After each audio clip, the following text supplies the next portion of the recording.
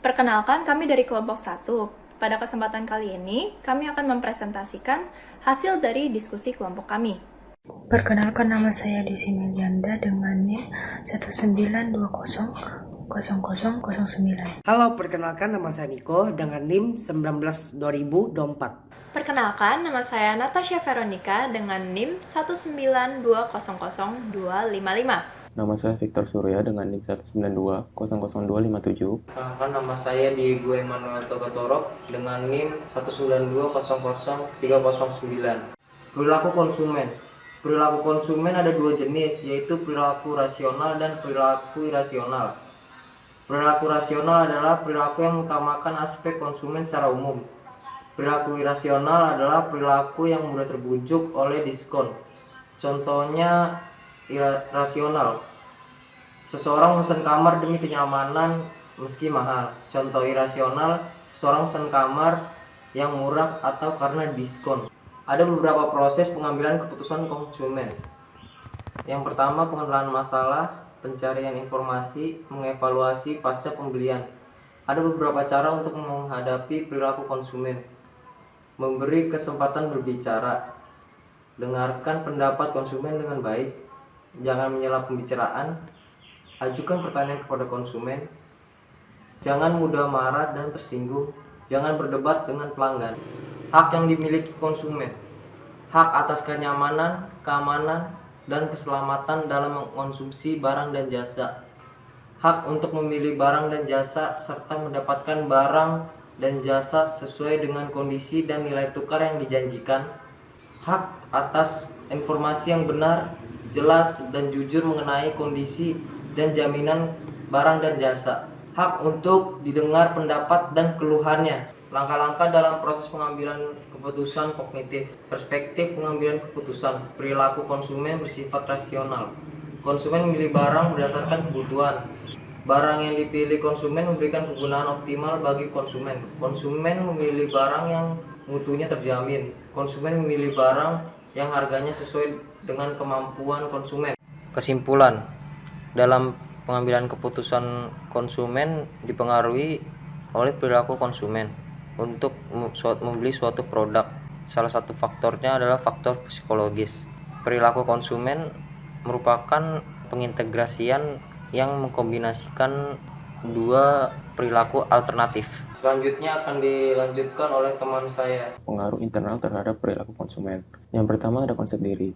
Konsep diri adalah gambaran yang ada pada diri seseorang yang berisi tentang bagaimana seseorang melihat dirinya sendiri sebagai pribadi. Konsep diri dibagi menjadi dua. Yang pertama ada konsep diri negatif, dan yang kedua ada konsep diri positif. Contoh nyata konsep diri dalam hospitality dan pariwisata adalah seorang customer berpikir bahwa dia bersikap tidak sopan karena nada bicara dia tidak selembut atau sehalus lawan bicaranya. Komponen pada konsep diri ada dua, yaitu self-image dan self-esteem. Lalu ada kepribadian. Kepribadian atau dalam bahasa Inggris personality merupakan tampilan atau presentasi diri seseorang ke dunia luar. Terdapat beberapa faktor yang mempengaruhi kepribadian, antara lain adalah lingkungan, keturunan, dan situasi.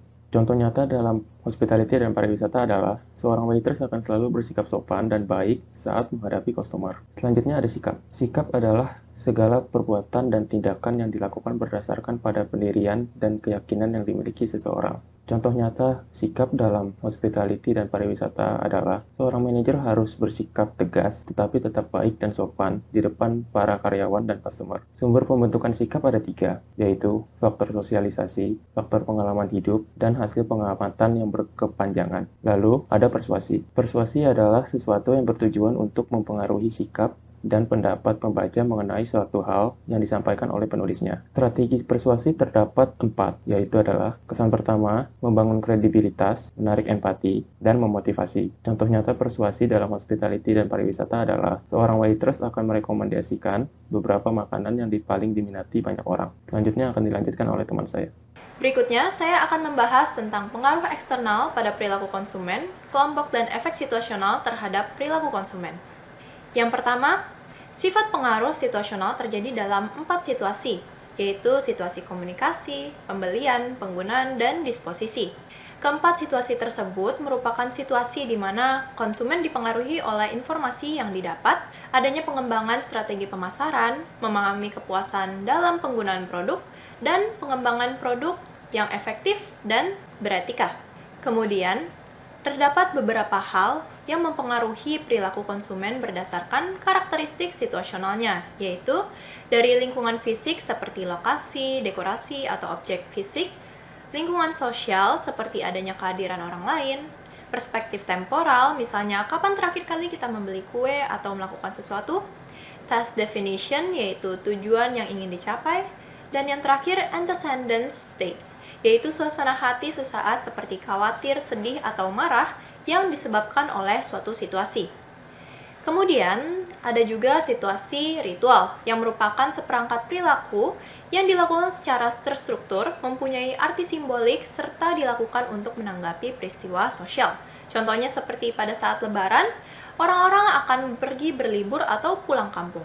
Berikutnya terdapat 5 langkah pendekatan strategi pemasaran, yaitu pertama studi observasi, kedua melakukan survei sampel, lalu membuat segmentasi, keempat melakukan evaluasi potensi, dan terakhir mengembangkan dan menerapkan strategi pemasarannya. Lalu, ada pengalaman berbelanja, yang biasanya dipengaruhi oleh seberapa menyenangkan lingkungan yang dirasakan dan tingkat gairah pengalaman konsumen selama mengkonsumsi produk tersebut. Kemudian ada 3 pengaruh kekuatan kelompok sosial, yaitu pengaruh informasi. Sebagai contoh, saudara kita menceritakan dan menyarankan untuk mengunjungi suatu destinasi wisata yang menarik. Kedua, pengaruh normatif. Contohnya, misalkan teman-teman dekat kita menggunakan iPhone, sedangkan kita memakai Android. Karena takut dipandang rendah atau gengsi, akhirnya kita harus memakai iPhone juga. Dan ketiga, pengaruh nilai ekspresif. Contohnya seperti komunitas motor gede atau komunitas bakti sosial dan sebagainya. Adapun peran-peran dalam mengambil keputusan kolektif, yaitu initiator yang mengajukan ide, gatekeeper yang mencari atau mengidentifikasi informasi produk, influencer yang mempengaruhi keputusan pembelian, buyer yang membeli, dan user yang menggunakan. Penjelasan berikutnya akan dilakukan oleh teman saya. Kali ini saya akan membahas pengaruh eksternal pada perilaku konsumen dan peran seks, subkultur, kelas sosial, serta gaya hidup. Gender. Gender adalah identitas status sosial yang dipilih secara sadar oleh diri sendiri. Contoh nyata yang bisa kita lihat adalah adanya LGBT+, di mana membuat gender memiliki banyak pilihan mulai dari lesbian, bisexual, gay, transgender, queer, non-binary, dan aseksual, panseksual, membuat mereka lebih ingin diidentifikasi sebagai gender yang dipilih mereka sendiri, sedangkan jenis kelamin mereka mungkin bisa saja tetap yaitu perempuan atau laki-laki. Yang kedua, subkultur. Subkultur merupakan sekelompok orang yang memiliki perilaku dan kepercayaan yang berbeda dengan kebudayaan induk mereka. Contoh yang bisa kita lihat adalah komunitas LGBT, di mana di mata masyarakat penyuka sesama jenis itu salah, namun para LGBT merasa tidak bersalah karena mereka melakukan secara sadar dan kedua pihak sama-sama mau. Dengan begitu, mereka membuat komunitas sehingga menjadi salah satu subkultur di masyarakat. Yang ketiga, kelas sosial. Kelas sosial adalah suatu pengelompokan individu ke dalam kelas sosial yang berada di lingkungan masyarakat. Biasanya terdapat 3 golongan, yaitu golongan atas, golongan menengah, dan golongan bawah. Dan biasanya kelas sosial dinilai dari harta yang dimiliki. Contoh dari kelas sosial yaitu para pendiri suatu perusahaan yang sudah sukses dapat dikatakan sebagai kelas atas. Para pekerja kantoran dan usaha kecil-kecilan dapat dikatakan kelas menengah. Dan para kuli, office boy, dan asisten rumah tangga dikatakan kelas bawah. Gaya hidup. Gaya hidup adalah gambaran tentang bagaimana seseorang menghabiskan atau menggunakan harta mereka untuk melakukan kesenangan masing-masing. Gaya hidup sangat dipengaruhi oleh lingkungan dan juga kebutuhan masing-masing. Contoh yang bisa kita lihat yaitu orang-orang yang bersedia membayar lebih mahal untuk mendapatkan pelayanan hotel yang lebih eksklusif. Sedangkan ada orang yang hanya ingin menyewa hotel untuk memenuhi kebutuhan diri saja. Ada juga beberapa dari mereka yang ingin fine dining, sedangkan ada juga mereka yang makan di pinggiran jalan. Saya akan menjelaskan mengenai komunikasi getuk tular. Getuk tular dalam Kamus Bahasa Indonesia, arti getuk tular adalah dari mulut ke mulut. Komunikasi getuk tular adalah komunikasi berlantai yang beredar dengan sendirinya dari satu lingkungan tertentu. Bentuk komunikasi ini biasanya terjadi ketika ada hubungan pribadi dengan langsung, seringkali bersemuka, terkadang berahasia dengan tujuan dan kepentingan yang sama. Contoh yang bisa diambil dalam kehidupan sehari-hari adalah penyebaran fitnah, berita, dan sebagainya. Kemudian ada revolusi media sosial. Revolusi media sosial merupakan suatu proses dalam jangka panjang di mana suatu teknologi berkembang pesat yang membawa kita jauh ke depan dengan tujuan memajukan masyarakat dan negara. Contohnya, awal mula para pekerja menggunakan surat sebagai alat komunikasi, namun sekarang memakai telepon genggam dengan aplikasi tertentu untuk berkomunikasi. Berikutnya ada difusi inovasi. Difusi inovasi adalah teori tentang bagaimana sebuah ide dan teknologi baru tersebar dalam sebuah kebudayaan. Teori ini dipopulerkan oleh Everett Rogers pada tahun 1964 melalui bukunya yang berjudul Diffusion Innovation. Ia mendefinisikan difusi sebagai proses di mana sebuah inovasi dikomunikasikan melalui berbagai saluran dan jangka waktu tertentu dalam sebuah sistem sosial.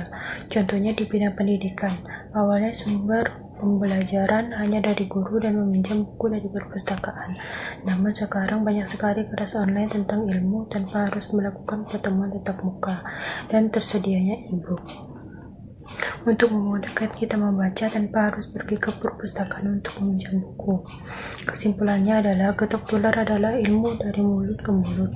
Komunikasi getok tular adalah komunikasi berantai yang berada dengan sendirinya dari suatu lingkungan tertentu. Bentuk komunikasi ini biasanya terjadi ketika ada hubungan pribadi dengan langsung, seringkali bersemuka, terkadang berahasia, dengan tujuan dan kepentingan yang sama. Kemudian revolusi media sosial merupakan suatu proses dalam jangka panjang di mana suatu teknologi berkembang pesat yang membawa kita jauh ke depan dengan tujuan memajukan masyarakat dan negara. Kemudian difusi inovasi adalah teori tentang bagaimana sebuah ide dan teknologi baru tersebar dalam sebuah kebudayaan teori. Ini dipopulerkan oleh Everett Rogers pada tahun 1964 melalui bukunya yang berjudul Diffusion of Innovation. Sekian presentasi dari kami, mohon maaf jika terjadi kesalahan. Terima kasih.